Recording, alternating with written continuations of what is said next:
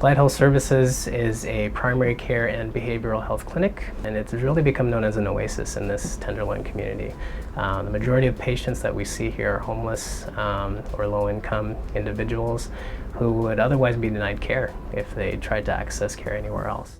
So I remember this one guy, and he had just gotten out of prison, and he'd been transported here by the police in one of the halfway houses here, and he actually divulged, some of the crimes he'd been a part of. He'd robbed people and assaulted people, and he told me he'd gone to the hospital and different clinics and just was treated really poorly. And I'm living at a halfway house. I don't have any money. I don't have any friends or family in this area. I just, I'm trying to do it one step at a time, trying to get my health straight, and I'm trying to get a job and go one step at a time. So I was like, well, this is a great start. I'm glad you came to us, and I'm glad that you're choosing to take care of your health, and we'll see what we can do. Not only am I someone that's, has to have a certain level of skill, but I need to be someone that truly wants to be an advocate for the patients that walk in the door. In the short time that I actually get to spend with the patients, I like hearing their stories. I like asking them, not just about, what did you come here for? What's your living environment like? What do you like to do outside of here? How did you get here today?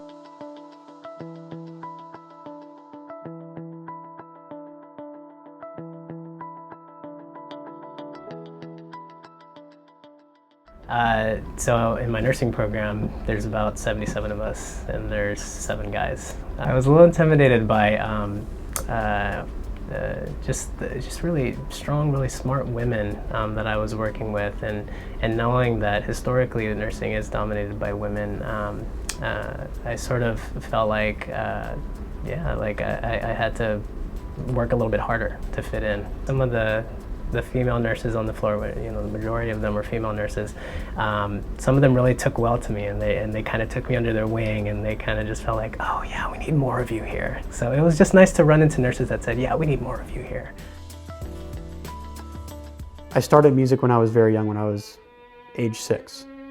I asked for a violin from my parents, and when they got me one, I started taking lessons, and I've played it ever since. My composition developed out of that. And I've been composing music since I was 12. And I've been recording music with professional orchestras. And I just think that there's this special connection that music has with certain fields that involve being on a personal level. Because music is on a very personal level. And healthcare does the same thing. Because when you work in healthcare, you're relating to people, maybe in many different ways, but you're relating in some way, shape, or form in healthcare, which is exactly what music has to offer.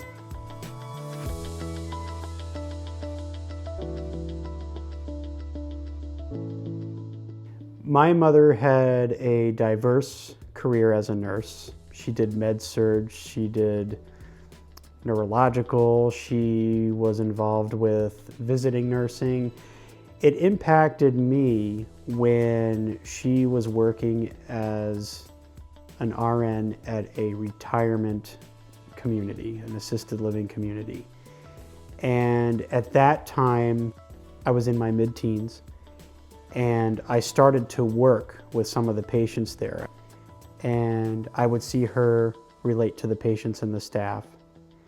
And the care involved was just a very close personal type of care that was new for me to see. One patient that I really made a difference with that comes to mind is a patient that I cared for with pancreatic cancer. And we had a lot in common, particularly our interest in music. This patient played violin with a quartet. And even during his hospice care, the quartet would come to his house and they would play. And so they invited me to bring my violin over and to play with them. And we sat with the patient and the quartet in his dining room area, and we played a couple of Bach pieces. You don't have to wear a mask or put on a special different personality or be reserved in any way to try to appeal to a patient in any level of care. You can be yourself in nursing, and you can relate with interests that you have to patients. You can really be as cool as you want to be, and it would be okay. Before nursing school, I was an endurance triathlete. I still consider myself to be an endurance triathlete just because of the distances I run and the swimming that I continue to do. A daily regimen of athletics, of cardiovascular activity, at least 30 minutes, ultimately an hour, will only benefit your learning and your performance out on the floor. There's a wide array of nursing positions that are available to be moved into.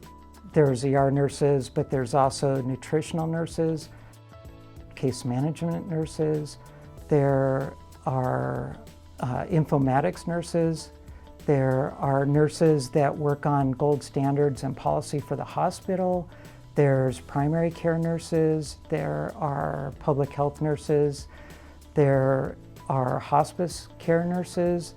I currently work in the ED, and my trajectory once I graduate San Jose State is to keep pursuing my education, and I plan on getting a master's in nursing and healthcare systems leadership and pursuing my PhD. The universities that I know of, that all from the dean to the School of Nursing director to the faculty, are passionate about what they do. And when they have students coming into the nursing program that want to learn and are making themselves moldable and pliable, they are being developed in a culture of nursing excellence. It's like for me and my academics, or me in the ER, or me in the public health department, it's like I'm in a sandbox and I get to play, I get to be dirty. The origins of nursing actually started with men in military. And I think that men have been long lacking as far as being recognized in nursing. When I started, there were only 3% men nationally. Now we talk about having 10% of men in nursing, and I know the goal for the National Assembly for Men in Nursing is that we have 20% of men in nursing by the year 2020.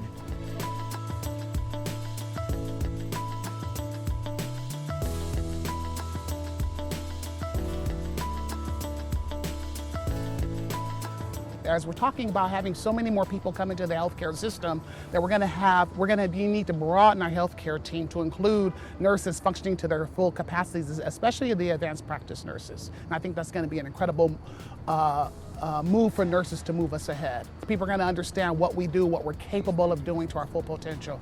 I've had opportunities to work as a bedside nurse, working in pediatrics. I've had babies who fit in the palm of my hand when I worked in the neonate area.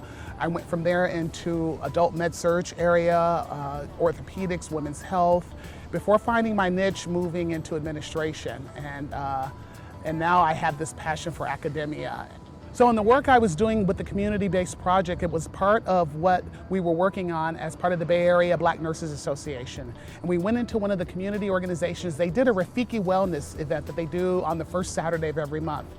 There was an older African-American gentleman who walked in. I think he was surprised to see a black male sitting there. So I shared with him that I was actually a nurse, a registered nurse, and that I was actually working on my PhD. You know, he shared with me about his high blood pressure, and I could relate to that because, you know, my father has high blood pressure, my grandfather has high blood pressure, so it runs in my family. So as I was talking to him, it became a very personal experience for me to really interact with this gentleman. And I got the value it was for him too. He couldn't thank me enough, so it was very, very, very good that I think to have someone there that looked like him and could relate to him. I feel like right now that there's a lot more support for men in nursing. There's a place, we're at this place of incredible growth.